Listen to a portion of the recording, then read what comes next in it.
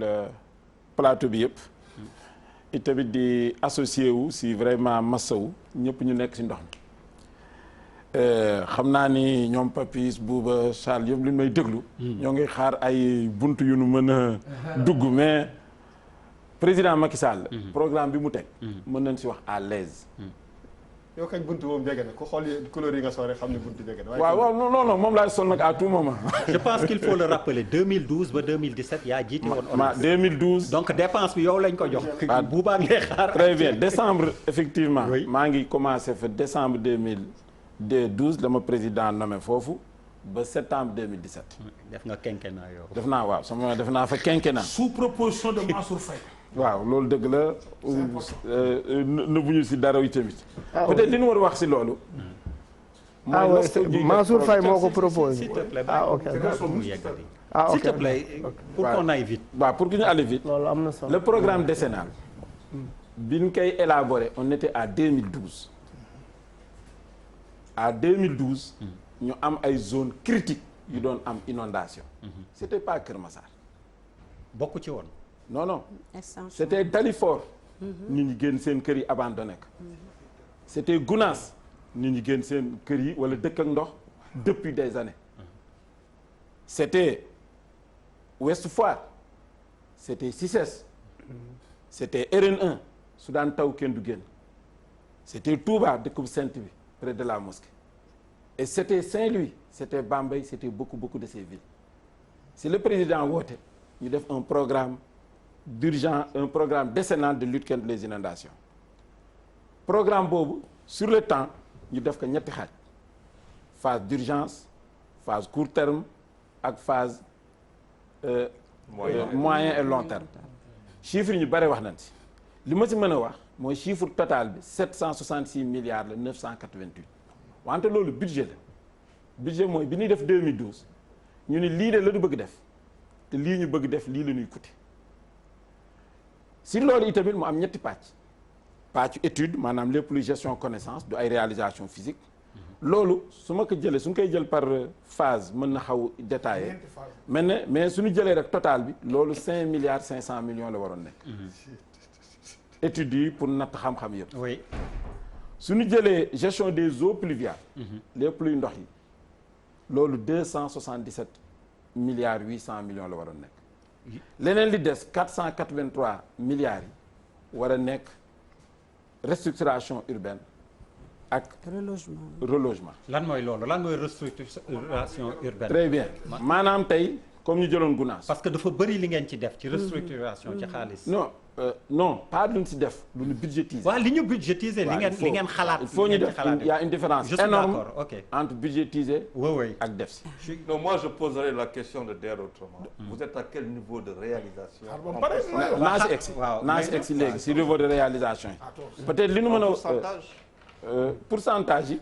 ndax tey jii 10% 20% 90%. daan si egsi xam nga suñuy wax programme aussi. Pierre Da Silva précisément fii ngay wane fan Kër Massar ok on a à l'image li xew Kër Massar continuer déjà. suñu waxee programme aussi suñu waxee aussi un programme dafay am ay rubriques maanaam dont l'une des rubriques mooy projet yi ko composé projet yi dafa am ay activités clairement définies.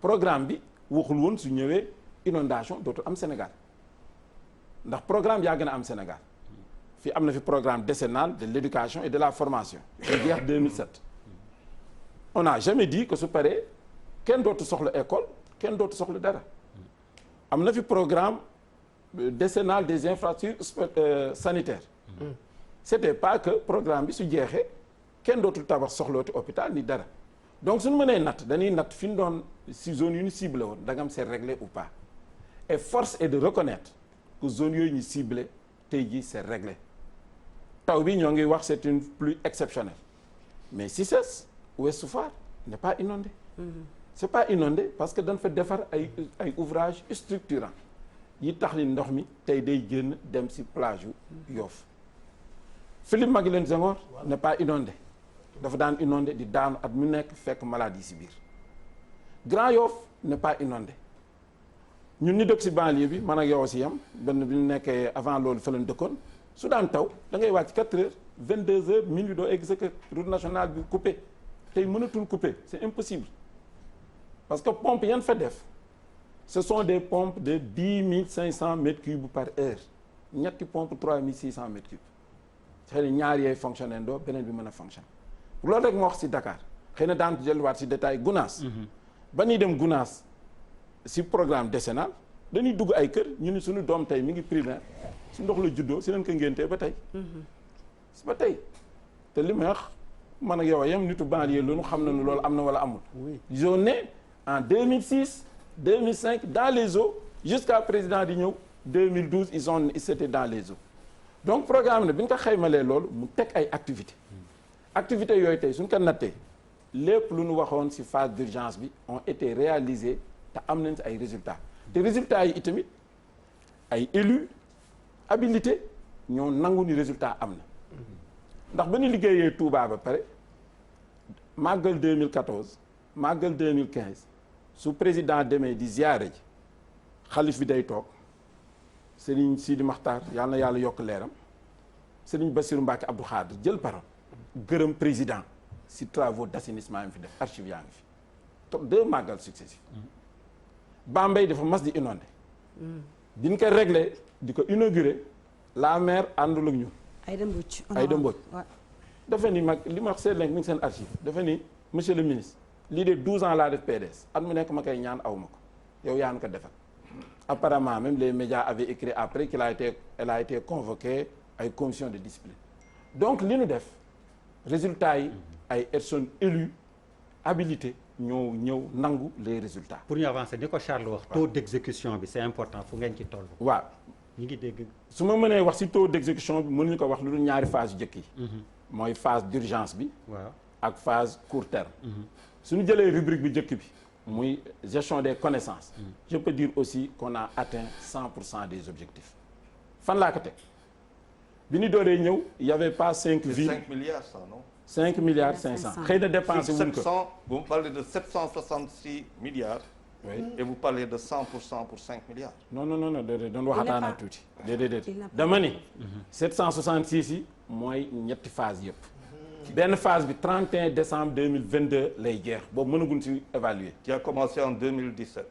2012. 2012 non, la pare troisième phase a commencé en 2017. Donc on peut avoir une idée de ce qui a été fait de 2017 à 2020, c'est quand même 3 ans. waaw loolu la dama ni la phase d'urgence c'est 2012 2013 ils ont été réalisés à 100%. Ok. rubrique études yi juróomi ville ñoo amoon réseau plan directeur d'assainissement à jour à cette période heure bi à l'exception de 2 chefs-lieux de département Saraya et Gossas toutes les autres capitales départementales am na plan directeur d'assainissement ba pare defal nañu plan directeur d'assainissement ñaari villes yoo xam ne duñu capitale régionale à savoir duñu capitale départementale à savoir Richard Toll ak Saly système est bi ngeen di wax moo jël ay Kër Massar ak yëpp def nañu les études pour tout le réseau d'assainissement muy eau usée wala eau pluviale moo tax tey su présidence 30 milliards yi incha allah am na lu leer loo xam ne si lañ koy def pour résoudre le problème mënu fa nag teg tant que résoudre ko loolooy rubrique gu étude suñu jëlee rubrique eau pluviale suñu jëlee ñaari montant yooyu comme ni ma wax suñu jëlee phase d'urgence bi gestion des eaux pluviales 48 milliards la woon 875 on a même dépensé moins ce qu'on a dépensé dans cette phase d'urgence c'était 32 milliards 225 millions si lañ defaree la station de RN1 te station boobu moo tax tey RN1 boo koy wax route nationale mooy route nationale waaw pour mu leer biir ma xam nga route nationale bi da daan fees ak ndox kenn du génn route nationale boobu moo réglé waale Mariste oui ok moo réglé lagu Mariste yi aussi da daan fees wala dugg si kër yi Dakar waaye ñoo ñuy dégg dañu taqale lag yi par ay dalo jël dalo yooyu jaarale ko si suuf autoroute mu ñëw ñu teg fa station de pompage d'une très grande capacité muy yóbbu ndox mi Mariste seen inondation déggatoo ko képp ku fa dëkk si inondation la dëkkoon xaalis boobu si leen defaree CICES Ouest Foire ñoom ñuy dégg xaalis boobu si leen defaree itamit ay Bourguiba Grand Yoff zone de captage Bourguiba su daan taw kenn du jaar Bourguiba aujourd'hui ndox dina fa nekk je suis d'accord. Moi mooy je le temps vais de poser une question. ba ngay jógee fa en 2017 xaalis ba en tout ñaata ngeen def de 2012 à 2017. waaw li ma mën a wax. ONAS mën naa la si wax. mais da nga dagg damay dagg. ah mais bàyyi ko mu répondre question dafa jàpp dagg dafa dagg may dagg. mais non mais bàyyi ko mu répondre. waaw mais bàyyi lu waaw non wuy ma may ko mu tontu ba pare. waaw mais ça veut dagg 3 fois ma dagg waaw d'accord mais wuy ma bàyyi ko mu yeggali sinon lui-même il va se perdre. non au contraire Birama li ngay def nii mooy xoolal li ngay def nii mooy mooy lëndëmal. mais Birama ça pose des questions de. non mais kenn ëppaleegu la li nga fi wax. mais daf ko poser question nga bàyyi mu poser ko. bu bëgg wax ngeen ma noppi. Charles laajaat ko question c'est trop ça. c'est que Charles li ma bëgg rek précision est-ce que li ONAS rek dépensé nga bëgg xam ou bien li ñu dépensé ce programme bi parce que aussi j'ai la chance du vécu ndax yàlla dimbal na ma fekk naa réunion yu bare ci programme boobu présidé par différents premiers ministres muy Abdoul Mbaye muy madame Aminata Touré muy monsieur ndax suñu jëlee eaux pluviales rek mën naa wax ONAS parce que tamit projet bi il y a beaucoup de volets. waaw d'abord il était financé sur ressources propres ak ressources partenaires ça c'est une deuxièmement aussi mu bari intervenant maa ngi doon calculer léegi bi ngay wax ni mën naa assurer que dans les 2 premières phases phase d'urgence ak phase court terme 223 milliards je parle nag sous réserve parce que du loo ma préparé ma documenté que mais je sais que du ko sore ont été dépensés par d'abord APIX si Pikine irrégulier yi xam ñooñu dañ dëkkoon ndox de 96 ba Macky Sall di ñëw wala 2003 ba Macky Sall di ñëw Pikine irrégulier sud. mooy fan Pikine irrégulier plus propre. mooy les 5 communes mën naa la ko limal ñoom ñëpp.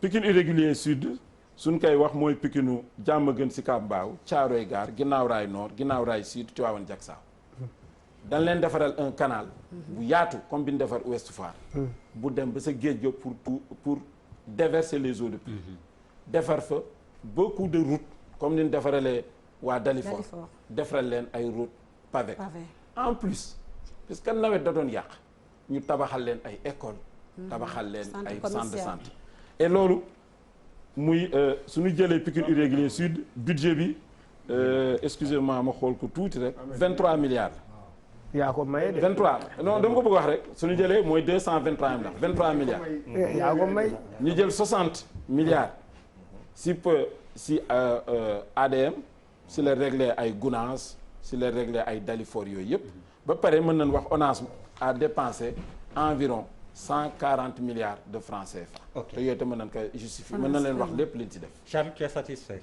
Oui, c'est important. Xam nga DER man les chiffres j'aime beaucoup.